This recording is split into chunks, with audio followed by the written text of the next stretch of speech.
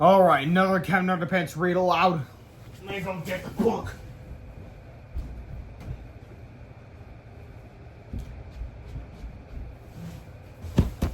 And here we go. So this one's called Captain Underpants and the Wrath of the Wicked Wedgie Woman, the 5th epic novel by Dav Pilkey.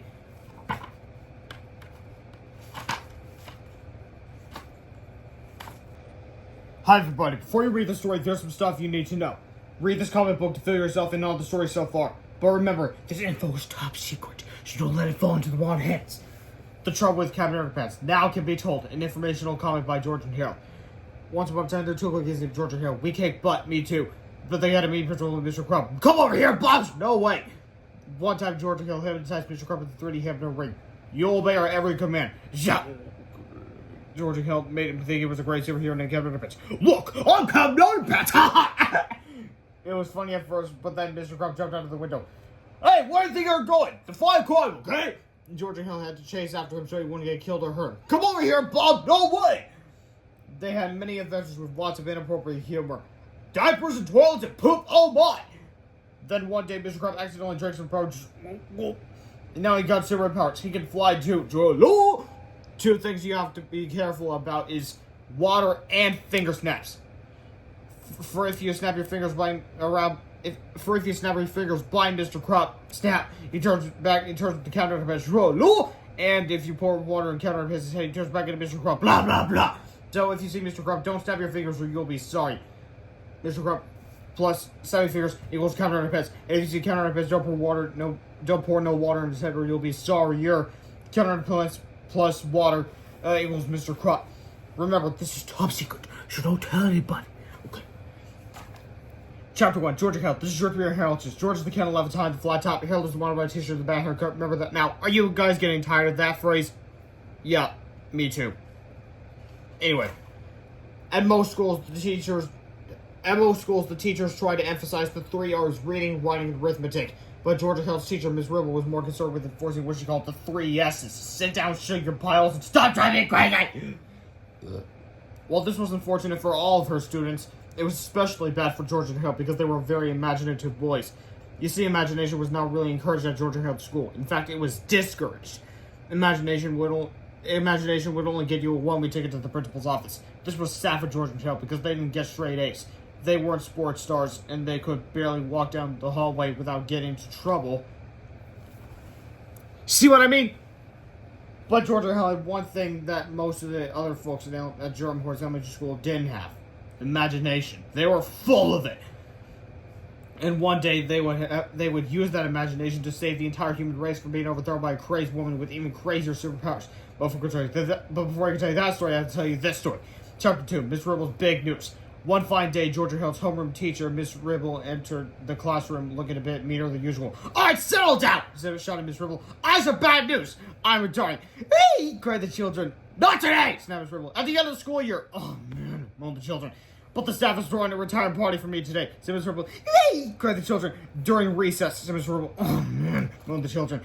There'll be lots of free ice cream, said Ms Ribble. Hey! Cried the children. My favorite flavor, chunky tofu, said Ms Ribble. Oh, man, moaned the children. But first, said Ms Ribble, it's time for something fun. Hey! Cried the children. You'll get to make happy retirement cards for me, said Ms Ribble. Oh, man, moaned the children. Chapter 3, would you care enough to send the very best? Ms Ribble went around the classroom handing out envelopes, sheets with construction paper, and butterfly stencils to all of the children. Then she wrote a poem on the chalkboard. Alright, take out your crayons, said Ms Ribble harshly. I want you to use stencils to make a yellow butterfly on the front of your cards. When you're done, copy this poem on the inside. And here's what it says. Roses are red, violets are blue. You are retiring and we'll miss you. Sign your name here. Anyway. Can we make up our own poems? Asked Melvin sneakily. No! Snapped Ms Ribble.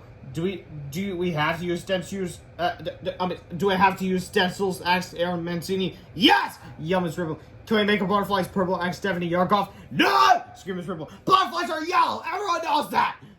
While the rest of the class worked on their cards, George and Harold had a better idea. Let's make Ms Ribble a comic book instead, said George. Yeah, said Harold. We can make it all about her. It'll be cool.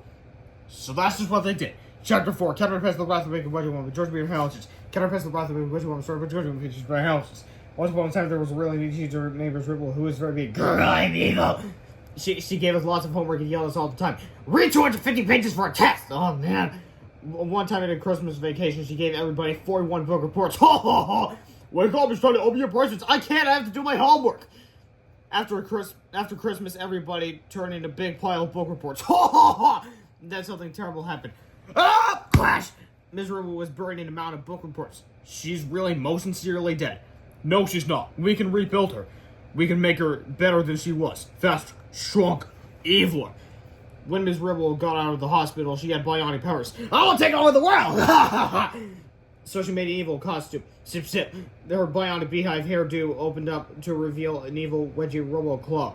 Oh, jeez! Innocent bystander. Nobody can stop me now! Hell, Wedgie Woman's in the teacher's lounge. She just drank all the coffee. Now she's given the gym teacher a killer Wedgie. All the horror. Someone, she better make a fresh pot. This is like a jump for Underpants crash. What's the problem, bub? Help, it's Wedgie Woman. So Underpants got into a big fight with Wedgie Woman. She tried to give him a wedgie, but Underpants is faster than the speed and waistband. Shit, more powerful than boxer shorts. Pow! Ouch! And able to lead topless without getting wedged. Oh, rats! So Wedgie Woman went to the store to buy some spray starch. Starch is the enemy of underwear! Warning, do not spray this product on your underwear. You'll be sorry. Wedgie Woman sprayed. Gotcha! Hey! Oh no! My underpants is all stiff and uncomfortable! Aha! Underpants tried to push the one as utility waistband, but they were broke. He was perilous. I'm doomed! Wedgie Woman gave Underpants a big wedgie that she hunted from a pole. Rats! No one can stop me now! Soon some kids came by. Underpants needs our help! So they threw him a rope. Catch! Then they pulled real hard and let go. Boing! Splash! The kids poured fabric softener in the pool. Suddenly the starch got washed away. Alright. My underpants is soft and cloudy once again! Hallelujah! Thanks, kids! No problemo. Soon Underpants found Wedgie Woman. Remember me? Get a Robo-Claw! He flew up. It's Wedgie time! And looped around. The Robo-Claw reached for underwear, but it grabbed the wrong pair. Owie, owie! It's all to jail with you! Oh, man. Oh, no! The end. Notice all similarities to actual persons, living or dead, is very, very unfortunate. Yeah, sorry for my, not so good reading there. Anyway, Chapter 5, The Wrath of Ms Ribble. When Ms Ribble read the comic that Georgia Hill made, she was furious. Boys! She yelled, you deserted yourselves a wooing ticket to the principal's office! But all we did was use our imagination, said George. You're not allowed to do that at this school! Snapped Ms Ribble. Didn't you read Chapter 1? Georgia Hill gathered their things, and soon they were sitting in the office outside Mr. Crumb's store. Mr. Crumb is on the phone, said the school secretary, Miss Anthorpe. Why don't you boys make yourselves useful and copy the Friday memo for me?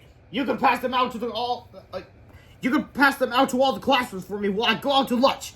Oh man, said George. Quit your whiny buster, shouted Miss Anthorpe. I want this done by the time I get back, or you'll both be sorry. Miss Anthorpe grabbed her coat and stomped out the door. Excuse me. Georgia Hill looked at the Friday menu. Georgia Hill looked at the Friday memo. It was a weekly newsletter that told all about the events of the upcoming week. Hey, said George. Miss Anthorpe's computer's still on. You want to make a few changes to this newsletter? Why not? Said Harold. So Georgia Hill typed up their own version of the Jerome Hort Elementary School Friday memo. Then they ran off copies for all the students at the school. Now, let's just look at what the Friday memo says. The original before they edited it. Monday, bed practice canceled. No practice today due to asbestos removal in gymnasium. I don't know how to say that word. Let me know in the comments if I'm correct. Anyway, Tuesday, school spirit day. Show your school spirit by wearing the school colors, gray and dark gray. Wednesday, cheerleader triumphs today. Anyone wishing to join the cheerleading squad must do all the following: meet in the gym after school. 2, have the school cheer memorized. 3, don't forget to wear gym shoes. Thursday, football practice rescheduled. All football players report to soccer field for early practice today only. Pep rally at 3:15 in the gym. Friday, yearbook photos taken today. Please dress appropriately. Anyone caught making funny faces will receive a detention. Now here's what Georgia Hill changed it into. Monday, school canceled. No classes day due to lack of interest. Tuesday, national wear your pajamas to school and pick your nose day. Show you care by wearing your pajamas to school and picking your nose. Wednesday, cheerleader tribes today. Anyone wishing to join the cheerleading squad must do all the following: eat 10 whole cloves of raw garlic. 1, eat 10 whole cloves of raw garlic. 2, draw a mustache on your face with permanent markers. And 3, tape a 3-day-old egg salad sandwich to your head. Thursday, football practice rescheduled. All football players report to teachers' lunch for early practice. Food fight at 12:15 in the lunchroom. Friday, yearbook photos taken today. Please wear Bumblebee costumes. Also, whoever makes the funniest face wins a free piece of party for their class. Chapter 6, The Retirement Card. George and Hill were gathering their new and improved Friday memo copies into small pouches when Principal Crumb came into the office. Oi! Mr. Crumb shouted, "What are you two troublemakers doing in here?" Miss Athro told us to pass the Friday memo out to all the classrooms, said George innocently. "Well, make it snappy!" yelled Principal Crumb. Suddenly, Harold got a sneaky idea. He took out the blank piece of construction paper that Ms Ribble had given him earlier. "Hey, Mr. Crumb," said Harold, "will you sign this retirement card for our teacher?" Mr. Crumb grabbed the card from Harold and eyed it suspiciously. "This card is blank!" Mr. Crumb growled. "I know," said Harold. "Our class is going to decorate it later. We wanted you to be the first to sign it." "Well, all right then," said Mr. Crumb. He opened the card and quickly scribbled "Sign Mr. Crumb" on the inside. Then he stormed out of the office. "What are you going to do with that?" asked George. "You'll see," said Harold, smiling. Chapter 7, Reverse Psychology. George and Harold passed out the Friday memo and made it back to their classroom just in time for Ms. Ribble's retirement party. George quickly changed the letters around on the sign outside the door, while Harold wrote a special greeting on Mr. Crumb's card and stuffed it into the envelope. "Oi, Bob!" shouted Mr. Crumb as he stormed down the hall. "What do you think you're doing?" "We're going to Ms. Ribble's retirement party," said George. "That's what you think, smart guy!" said Mr. Crumb. "Ms. Ribble showed me that comic book you boys made about her, and now I catch you changing the letters around another sign. You boys aren't going to any party. You're going straight to the detention room." "Well, fine," said Harold. "Then we're not going to get Ms. Ribble the card our classmate for her." Mr. Crumb quickly swiped the card out of Harold's hand. "Aha!" he shouted. "I'm going to make sure she gets this card. I'm going to give it to her myself." "Oh, man," said Harold. George and Harold walked down the hallway toward the detention room. "Wow," said George. "That was pretty cool how you got Mr. Crumb to deliver that phony card for you." "Yep," said Harold. "I used reverse psychology on him. I've got to try that sometime," said George. "By the way, what did you write on that card?" "You'll see," said Harold, smiling. Chapter 8, The Party. Ms. Ribble's retirement party started off bad and just got worse. First, Ms. Ribble forced the class to sing a corny song to her. By the time she was done yelling at the boys for singing off-key, the chunky tofu ice cream was melted. Everybody had to eat it anyway. Then the children handed in their happy retirement cards. Ms. Ribble ripped several of the cards up because some of the children had mistakenly drawn polka dots on their butterflies. One unfortunate boy had also drawn a happy, smiling sunshine on his card, and he had to stand in the corner. I noticed that Melvin is in with the crowd, if you can see him. Anyway, finally Mr. Crumb stepped forward and handed Ms. Ribble the card he had snatched from Harold's hand. "I went to a lot of trouble to get this for you," Mr. Crumb said gallantly. Ms. Ribble tore the envelope open and read the card out loud. "You're one hot mama," said Ms. Ribble with a shocked look at her face. "Ew!" cried the children. She opened the card and read the inside. "Will you marry me? Sign Mr. Crumb." "Ew!" cried the children. The teachers gasped. Then the room grew silent. Ms. Ribble glared over at Mr. Crumb, who had turned bright red and began sweating profusely. He tried to speak. He tried to tell her it was all a big mistake. He tried to say something, but all that came out was "Congratulations," said Ms. Ribble, said Mr. Meter as he patted Mr. Crumb's sweaty, shivering shoulder. "Yes, congratulations!" shouted Ms. Ribble. "This will be the best wedding in the whole world. We can have it here at the school. A week from Saturday. I'll plan everything. You lovebirds don't have to worry about nothing." Great, thanks," said Ms. Ribble, still looking quite angry and confused. Said Mr. Crumb. Chapter 9, Freaky Weeky. The following week at Drumheart's elementary school was definitely one of the weirdest ones they had in a while. For example, none of the kids showed up for school on Monday. But Mr. Crumb didn't even seem to notice. "Hey, where's everybody today?" asked Mr. Recton. Said Mr. Crumb. On Tuesday, everybody did show up. In their pajamas. "Why is everybody picking their noses?" asked Mrs. Fit. Said Mr. Crumb. On Wednesday, for some strange reason, the whole school smelled like garlic and rotten egg salad sandwiches. Especially some of the girls. "Boy," said Mrs. Guided, the styles today sure are getting bizarre." Said Mr. Crumb. Thursday was, without a doubt, a complete and total disaster. "There's a fun fight in the lunchroom!" shouted Mr. Rushworthy, "and the football team is destroying the teacher's lounge!" Said Mr. Crumb. Now nobody was sure what happened on Friday. Apparently there was a mix-up with the dress code and the yearbook photos. Our school pictures are ruined! Shouted Mrs. Dakin. Said Mr. Crop. Yes, it was a freaky week, alright. But the big wedding was only a day away, and things were about to get really freaky. Chapter 10, The Big Wedding.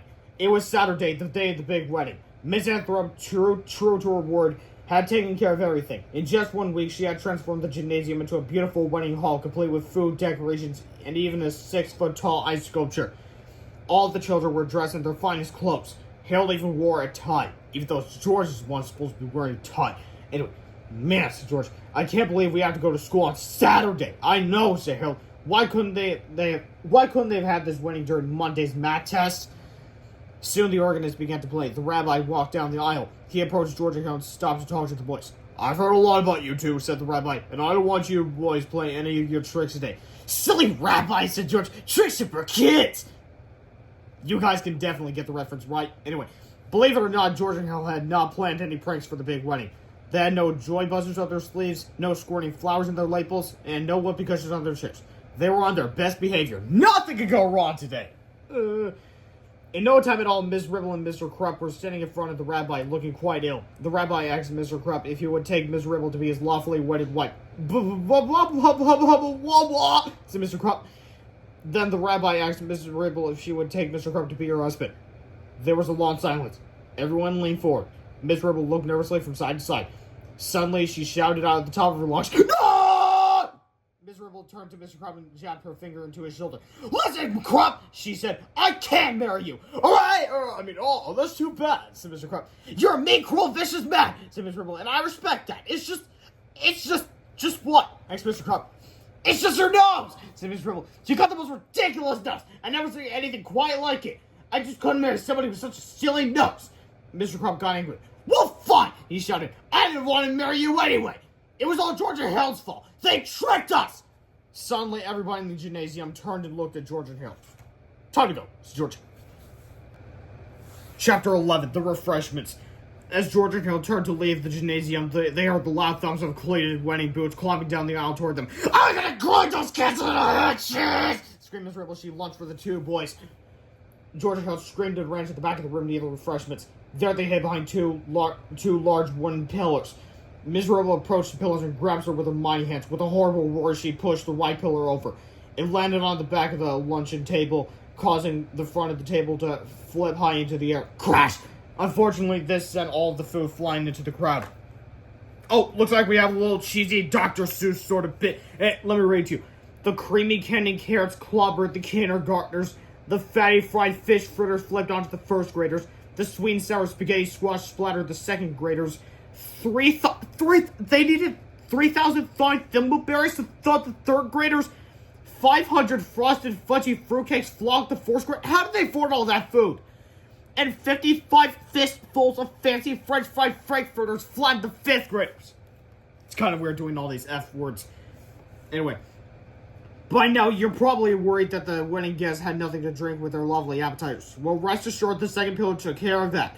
Ms. Ribble pushed the left pillar into the fresh fruit display, causing it to topple over, sending two large watermelons crashing down into the two oversized punch bowls.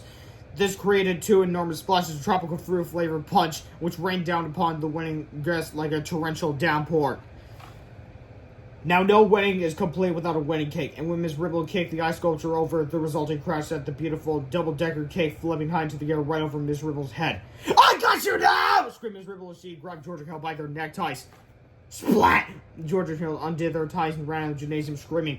Man, cried Harold, I thought we were dead meat! That's what we get for going to school on Saturday! Said George. Chapter 12, Rabel's Revenge. As you might imagine, George and Harold were nervous about going back to class on Monday. But for some strange reason, Ms. Ribble seemed happy to see them. Good morning, boys, Ms. Ribble chirped with a giant, evil, toothy grin. Come here, I got something to show you. Uh-oh, said George. She's smiling. That can't be a good sign.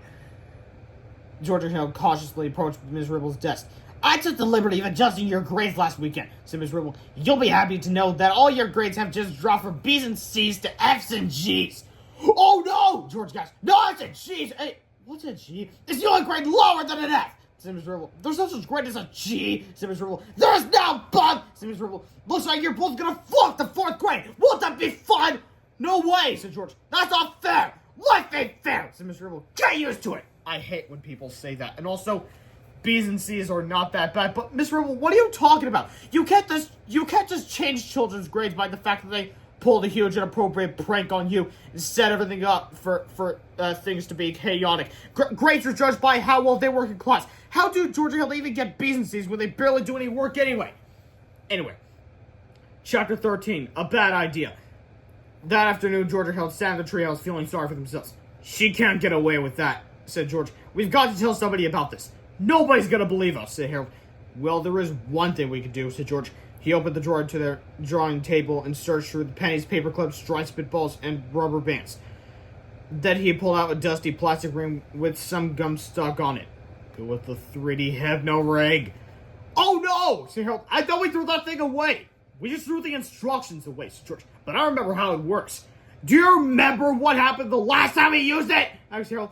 Yeah, said George, but we were fooling around last time. This time we'll be serious. We won't make any mistakes. All we have to do is hypnotize her and change our grades back to normal. That's all. Well, I don't know, said Harold. It sounds like a bad idea to me. Worse than flunking the 4th grade, asked George. Good point, said Harold. Chapter 14, the return of the 3D Hypno-Ring. Yes, sir! Anyway, the next day at school, George and Harold stayed behind while the rest of the class went outside for recess. What are you punks still doing here? asked Ms Ribble. Said George nervously. We wanted to show you this really cool ring. Yeah, said Harold. If you look closely at it, you can see a funny picture. Well, hold it still, said Ms Ribble as she stared at the ring intently. I have to move it back and forth, said George, or you won't be able to see the picture. Ms Ribble's eyes followed the ring back and forth, back and forth, back and forth, back and forth. You're getting sleepy, said George. Very sleepy, said Harold. Ms Ribble yawned. Her eyes began to droop. She said as she slowly closed your eyes. In a moment, said George. I will snap my fingers, then you will be hypnotized. Mumbled Ms Ribble. Snap!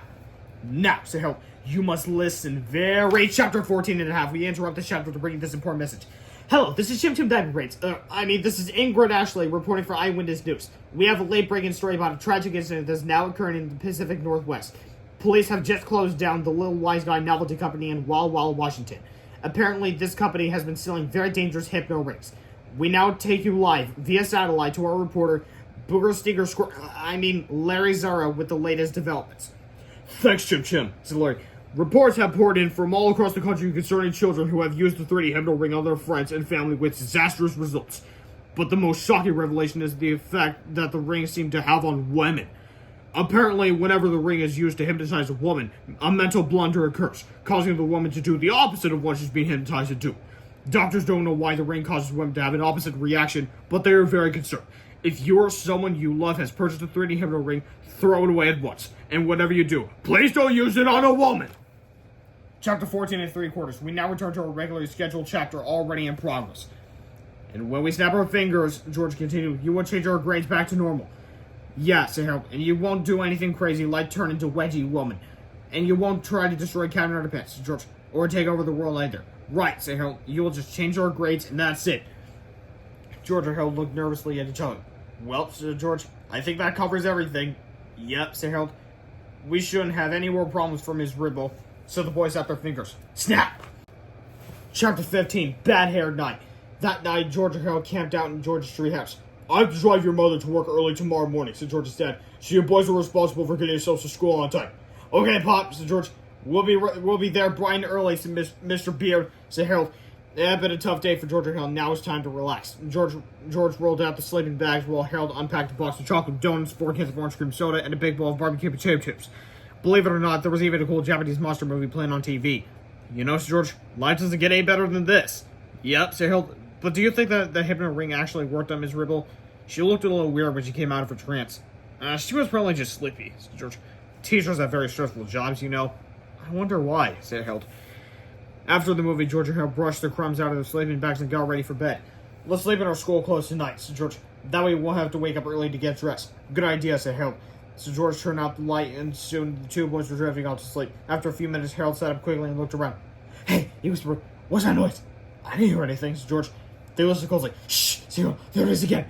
George heard it this time. He reached over and opened the treehouse door a crack. All they could hear was the sound of crickets chirping in the night.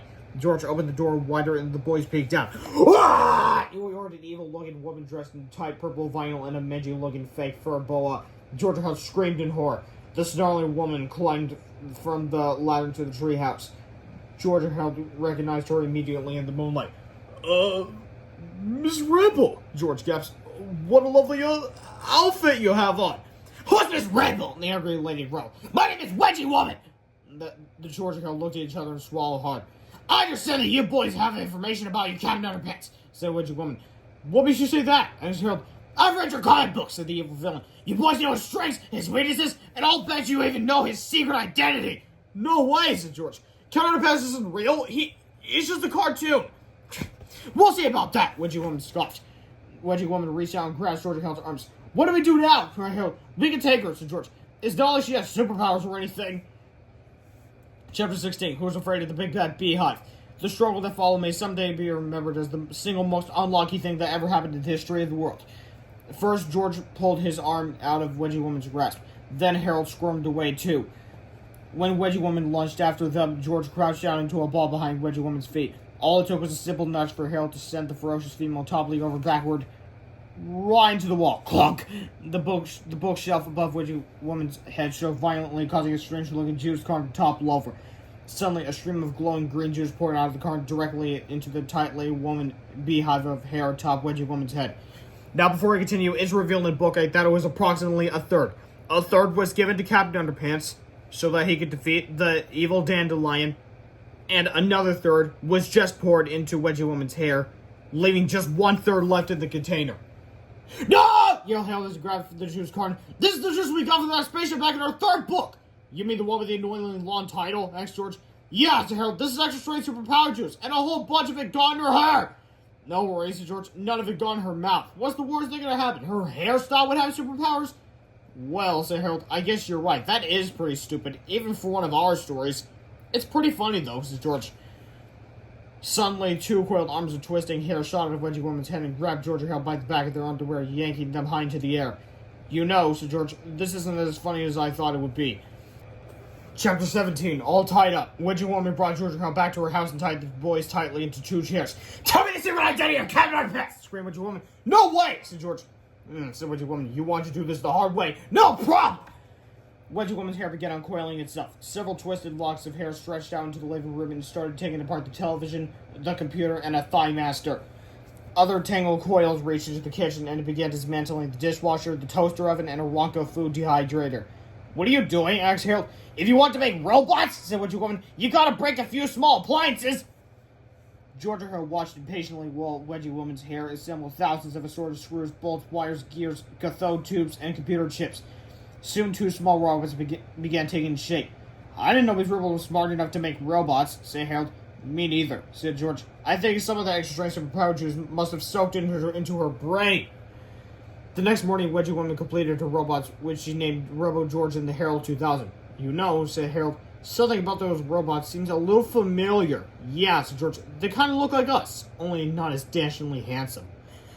Wedgie Woman opened the robot's chest plates and inserted a can of spray starch into each one. Then she sealed the chest plates, patted each robot on the head, and sent them both off to school. Captain Underpants doesn't stand a chance now, Wedgie Woman laughed. Wait a minute, said Harold. How are those 2 robots going to stop Captain Underpants? All they have to do is wait and listen, said Wedgie Woman. And as soon as they hear the words Tra-La-La, it'll all be over. Chapter 18, Robo-George and the Herald 2000. Excuse me. Hold on. Had a burping fit. Anyway, Chapter 18, Robo-George and the Herald 2000. Attention, boys and girls, said Mr. Crab to the 4 teachers. Your teacher, Ms Ribble, didn't come to school today. Whee! Shouted the children. Shut up down! Mr. Crab shouted. You're still going to have all your classes. Oh, man, moaned the children. But you're going to have a substitute teacher, said Mr. Crab. Whee! Shouted the children. And that's going to be me, said Mr. Crab. Oh, man, moaned the children. The whole day was pretty much like a normal day, except for one thing. Mr. Crumb couldn't understand why George and Harold were so well behaved. They didn't make funny noises during science class, they didn't stick crayons up their noses during art class, and they didn't draw comic books during math class. In fact, they even walked past the sign without changing the letters around. Mr. Crumb was stunned. Alright, you two, Mr. Crop shouted. I know you're onto something. You better stop being so good or you're gonna be in big trouble. But Robo-George and the Herald 2000 kept right on behaving. The only time they did something even remotely wrong was during recess. Everybody was playing kickball, and when it was the Herald 2000's turn to kick the ball, he kicked it pretty darn hard. Going! Look at this! It literally flew through the actual page of the book. No, I'm not joking. Someone kicked a ball into the sky, and all of a sudden the sky makes a shape that looks like a page rip. I think I would do more than just scratch my head. I think that would actually freak out, and the scientists would go crazy over the fact that the sky's made on paper, make a bunch of scientific explanations, and the entire world would freak. Even though I guess it was meant to be a joke. Anyway, the kickball tore right through the top of page 101, and out the other side as it sailed toward the outer regions of Earth's atmosphere. Soon it broke free of our planet's gravitational pull and began heading straight toward the planet Uranus. Aha! Shouted Mr. Crop as he pulled out the official school rulebook and read rule number 411 out loud. It is against the rules to kick school property into outer space. You're in trouble now, Bob. But Mr. Crop, he just made a huge scientific discovery that the sky's made out of freaking paper. Why would he get in trouble for making this discovery like that? Whatever. But the Herald 2000 ignored Mr. Crop and began running around the bases. Hey, I'm talking to you, Hottie! Mr. Crop shouted. He pointed at the Herald 2000 and snapped his fingers. Snap! Suddenly, Mr. Crop began to change. A silly-looking smile stretched across his face, and he stood before the fourth graders looking quite heroic. Quickly, he turned and ran back into the school. Oh, I'm sorry. Sorry, this is what I get for recording immediately after I eat dinner. Anyway, Chapter 19, Tra-La-Luuunatics. Several minutes later, Captain Underpants flew in Mr. Crop's office window. As the hero zipped across the sky, he let out a giant Tra-La-Luuunatics. When George and Herald and the Herald 2000 heard the words Tra-La-La, they immediately stopped playing kickball. Suddenly, their arms began to extend, their legs stretched toward the sky. Strange secret compartments in their ever-growing torsos opened up, revealing giant rocket boosters and the latest in advanced aviation technology. Steel panels on their faces and bodies expanded wildly as their complex structures swelled to highly improbable proportions. Suddenly, flames shot out of their retro thrusters as their bodies rose into the air. In no time at all, two gigantic robots were flying in hot pursuit of the amazing Captain Underpants. George and Herald are in big trouble now, said Melvin Neely as he read Rule 7734 of Mr. Crop's official school rulebook out loud. It is against the rules for students to transform into giant flying robots during afternoon recess. Why is that even a rule? Anyway, the real George and Herald, however, had more on their mind at that moment than a few broken rules. They watched the action unfold on a big screen television that Wedgie Woman's horrible hair had built by combining the spare parts of a fish tank and electric toothbrush. The colossal robots surrounded Captain Underpants, but surprisingly, the Waistband Warrior looked happy to see them. George, Herald, said Captain Underpants, my have you boys on grown, and I know you can fly. That's great. Now you can help me fight for truth, justice, and all that's pretty strong and caught me. But the gigantic robots didn't respond. Instead, they hovered close to Captain Underpants as their steel chest plates opened up. Suddenly, two extendable robotic arms reached out and began showering Captain Underpants with liquid spray starch. Shh! What are you doing? Cried Captain Underpants. The spray starch! It's the only thing in the world that can take away my superpowers! The Waistband Warrior screamed in horror as he began falling through the sky. Robo-George quickly swooped down, grabbed the helpless hero, and hung him by his waistband on a tall pole high above the city streets. Chapter 20. You asked for it. Hooray! Cried Wedgie Woman as he turned off her new TV. My plan worked! Now it's time to take over the world! But what about us? Actually, don't worry, said Wedgie Woman. I got a big surprise for you, too. She took a heavy battle axe and tied it up with a rope. Then she leaned the axe toward George and lit a candle under the rope. When the flame burns through the rope, said Wedgie Woman, all your problems will be over. Get the point? Not really, said George. Don't worry, laughed Wedgie Woman. You will soon enough! Wedgie Woman laughed a horrible laugh. Then she dashed out the door to take on the world. George and her watched as the flame began burning through the rope. They cringed as the impending doom of the axe blade came closer and closer. Well, said George, it looks like this is the end. Maybe not, said Herald. Maybe the blade will fall and slice through our ropes and not harm us at all. I doubt it, said George. That kind of thing only happens in really lame adventure stories. Suddenly, the blade fell and sliced through the ropes, not harming George or Herald at all. The two boys looked at each other and decided it was best not to comment on the situation. Chapter 21: The Woothless Wevenge of the Wicked Wedgie Woman. Wedgie Woman headed to the center of the town to meet up with Robo-George and the Herald 2000. "Well done, my precious robots," said Wedgie Woman affectionately. "What's all this, then?" said a policeman who had just arrived on the scene. "Nothing, officer," said Wedgie Woman. "Just the beginning of my total world domination!" "Oh, okay," said the cop. "Hey, wait a minute!" But before the police officer could voice his objections, a twisted strand of Wedgie Woman's head shot out and grabbed the cop by the back of his underwear. The colossal Herald 2000 lifted the officer and hung him from a stop sign. "All right!" cried the cop. Soon more police officers headed to the scene, but they all met with the same terrible fate as the first policeman. Before long, every cop in the city was hanging from a street sign. "Call the National Guard!" screamed the chief of police. "Call the Army! Call the Marines! Call hairstylists!" Soon the armed forces arrived with a whole fleet of tanks and helicopters. But everybody was afraid to shoot. Wedgie Woman was just too quick. The giant robot stomped around the city as Wedgie Woman barked out her commands. "Everybody on Earth must obey me!" cried the Wedgie Woman. "If anybody refuses, they'll get the wedge! If anybody tries to stop me, it's wedgie time!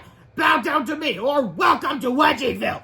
In case if you haven't noticed, this is actually Wedgie Woman in sign language. Anyway, soon George and Harold arrived in the scene. They hid in some bushes, classic, and watched the terror unfold. "We've got to rescue Captain Underpants," whispered George. "He's the only one who can save the world." "But how?" whispered Harold. "He has got no superpowers left." "Sure he does, George. Stars doesn't really take away superpowers. He just thinks it does. We've got to change his mind." "I sure hope he can," said Harold. Chapter 22. They can't. George and Harold ran to the pole where the heartbroken hero was hanging. "Hey, Captain Underpants!" cried Harold. "You've got to calm down from there and save the city." "Can't," whined the Waistband Warrior. "Need fabric softener." "No, you don't need fabric softener," said George sternly. "That was a dumb joke in one of our comics." "But you don't understand," said Captain Underpants. "Starch is the enemy of underwear. Only fabric softener can save me." "Rats," said Harold in frustration. "Hey, George, are there any stores around here?" "Yes, George. A new one just opened down on Oak Street." "Then let's go buy some fabric softener," said Harold. "It'll be easier than trying to reason with the guy." "How is that going to help?" asked George. "It's all in his mind," Harold explained. "If he believes that fabric softener will save him, then it probably will. I think it's called the Placenta effect." So George and Harold ran to Oak Street. "What's the name of that store?" asked Harold. "I can't remember," said George. "I think it's called Everything Except Oh man," said George. "We're doomed," cried Harold. "Listen," said George. "We've got to make another comic book." "Now?" asked Harold. "It's our only hope," said George. "The fate of the entire planet is in our hands." So the two boys bought some paper and a few pencils and got down to work. 22 minutes later, George and Harold had created an all-new Captain Underpants adventure. Then they ran back to the pole where Captain Underpants was hanging and tossed their new comic up to him. "There's no time for reading comics," said Captain Underpants. "Just read it, Bob," said Harold. "Yeah," said George. "You might learn something." Chapter 23, The Origin of Captain Underpants. The True Untold Story by George B. Hutchins. The Origin of Captain Underpants. The True Untold Story by G. Beard H. Hutchins. A far time ago in a galaxy long, long away, there's a planet called Underpants World. Underpants World is a peaceful planet where everybody wore only underwear. I can see the underwear. I can see yours too. And what are you doing under there? Underwear. You said underwear. Everybody liked wearing underwear so much that they never got into fights and they didn't have no wars either. It was cool. But one day all that happiness ended abruptly. The Wedgie warlords have arrived. "Hey boss, let's spray that planet with starch." "Okay, I hate those guys." The good people of Counter Underpants World got scared. So they ran to their leader, Big Daddy Long Johns. "Who is Big Daddy Long Johns?" "Okay. Don't worry, I have a magic omelet that will protect us from starch." Yippee! But he accidentally dropped the magic omelet. Oopsies! It fell into the mouth of his newborn son, little baby Underpants. Oh no! He swallowed it! We are doomed! Just then, the Wedgie warlord sprayed starch on Underpants World. Big Daddy Long Johns and his lovely wife, Princess Pantyhose, knew that their planet was a goner. So they decided to save their baby. So they stretched his underwear real far. Then they let go and shot him into space. Zing! Whee! "Be good! Don't pick your nose!" Little baby Underpants sailed through space as his home planet crumbled behind him. Soon, little baby Underpants fell to Earth. Bonk! Little baby got adopted by some old guys. My, he's so cute. Let's adopt him. Okay. They named him Captain after their favorite cereal, Captain Crunch. Hi, Captain. Hi. But as the years went by, Captain became very sad. For some strange reason, he never ever seemed to fit in. Why do I feel so different? Then one night he had a weird dream. He saw his old plan and his other parents. "Hi, son. How's it going?" "Son, you aren't like other people. You are a superhero guy. Also, if you have a magical amulet inside you, it will protect you from the evils of starch. All you have to do is say these words. I summon the power of Underpants world, and you will overcome the powers of starch." Okay. So Kevin woke up and became a cool superhero guy. And he never had to be scared of starch no more, even if Wedgie Woman's robot sprayed him with it, because all he had to do was say, "I summon the power of Underpants world," and he would be free. Well, what are you waiting for? Just say the words!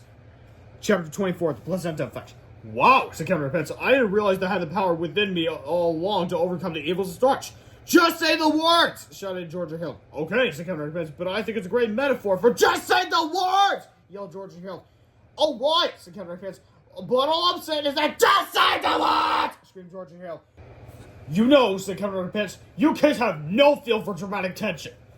Then he cleared his throat and spoke in a powerful voice. "I summon the power of Underpants world!" Suddenly, Captain Underpants rose triumphantly into the air. He was free at last. When the gigantic robot saw that Captain Underpants had escaped, the Herald 2000 launched its rocket arms at our hero. Captain Underpants grabbed the giant robot arms and swung them around toward his foes. "These might come in handy," said the Waistband Warrior. Chapter 25, The Incredibly Grand Following Chapter, Flip-O-Rama. Warning, the following chapter contains scenes that are so violent that you are allowed to view them. We're not kidding. Do not read the following chapter. Don't even look at it. Just skip ahead to page 156 and don't ask any questions. P.S. Don't read them either. Anyway. "Hey, what are you doing? You're not supposed to be looking at this chapter. It's too violent and naughty. Now bend over, give yourself 11 spanks at a time before proceeding to the next page. Maybe then you'll learn to follow instructions." "Alright, fine, cops, I'll do it. 1, 2, 3, 4, 5, 6, 7, 8, 9, 10, 11. 5 minutes later. Now for the real deal. Roughen up Robo-George. Horribly hurt the Herald 2000. Let's put our heads together. The Super Smashy Cyber Slam. Chapter 26, Reverse Psychology 2. The giant robots were defeated, but the battle was not over yet. Harold ran back to their treehouse to grab the 3D Hypno-Ring, while Harold ran back to everything except fabrics after for some more supplies. Soon, George returned to the center of town carrying a big cardboard box filled with spray cans. "What are you doing with that?" asked Harold, who had just arrived with 3D Hypno-Ring. "I'm taking this extra strength spray starch somewhere where Wedgie Woman won't be able to find it," George shouted rather loudly. "Extra strength spray starch!" cried the wicked Wedgie Woman. "This is what I need!" Her winding hair lashed out at George, stopping him dead in his tracks.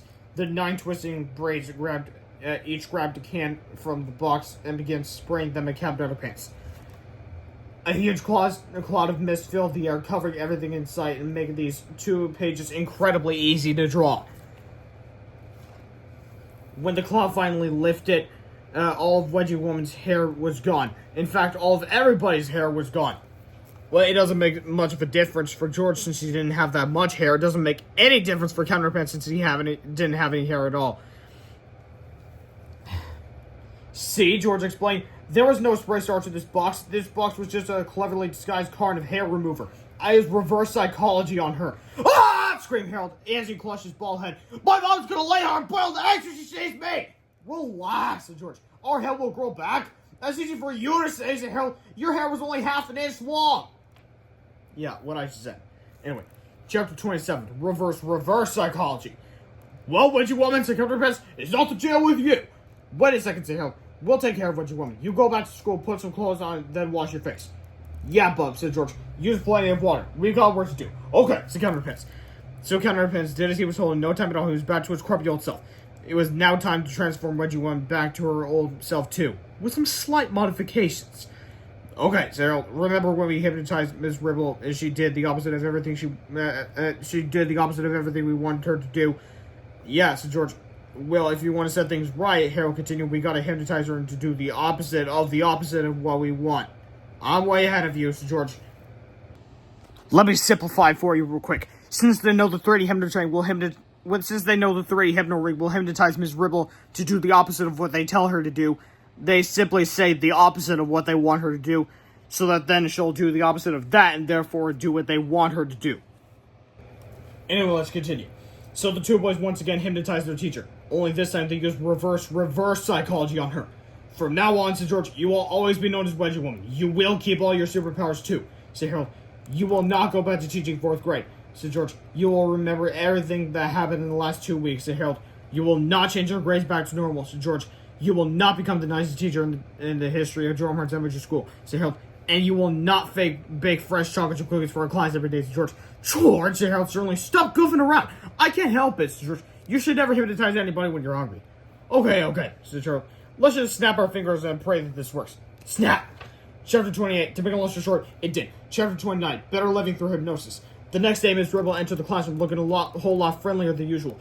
Boys and girls, said Ms Ribble, I have some good news for you. Hooray, cried the children. It's time for English class, said Ms Ribble. Oh man, moaned the children. Today, said Ms Ribble, I've asked Georgia Hill to lead the class. Hooray, cried the children. They're going to teach us about creative writing, said Ms Ribble. Oh man, moaned the children.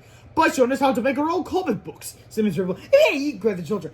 While they're doing that, said Ms Ribble, I'm going to pass something for you all to work on. Oh man, moaned the children. Homemade chocolate chip cookies, said Ms Ribble. Hey, cried the children. This is awesome, said Harold. But do you think it was right for us to change our personality like we did? Sure, why not, said George. She's happier, she'll probably live longer. You're right, said Harold. I guess hypnosis is a pretty cool thing sometimes. And now, for the 4th and 3rd to last pages of the story, we have actual subtitles appear in the book. Subtitles appear in the comics, but never in the book. Anyway, then again, as we all know, sometimes it isn't. Were these cookies hard to make? No, dear, they were. Snap! Snap! Oh no! Scream Harold. Here we go again! Scream George. Oh no! Now, this is the final time that Georgia Hill will climb on Underpants, who flies out the window, say no, here we go again. The next book onwards, there will be cliffhangers leading directly into the next book, which will be very interesting. Anyway, so this book was brought to you by Dav Pilkey, the creator of the entire Captain Underpants series. Don't forget to read the books and enjoy the books, and read the spin-offs and enjoy the spin-offs. And I'll see you next time, where I read the next book in this series, which is called...